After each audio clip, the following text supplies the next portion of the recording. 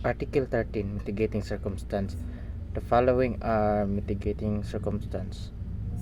Number 1, those mentioned in a preceding chapter when all the requisites necessary to justify or to exempt from criminal liability the respective case are not attendant.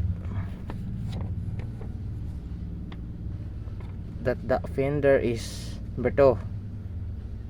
that the offender is under the 18 years of age or over 70 years.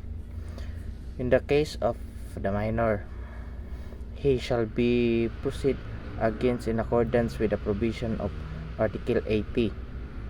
Number 3, that the offender had no intention to commit so grave wrong as that committed.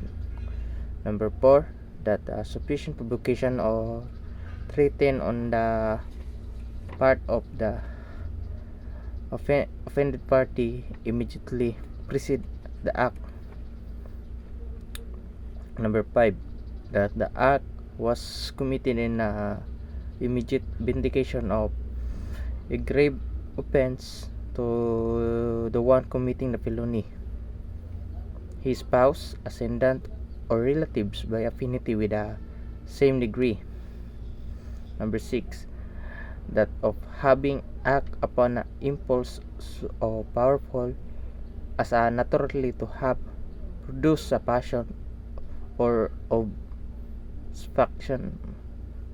7, that the offender had voluntarily surrendered himself to a person in authority of or his agent, or that he had voluntarily confessed his guilt before the court prior to the presentation of the evidence of the prosecution.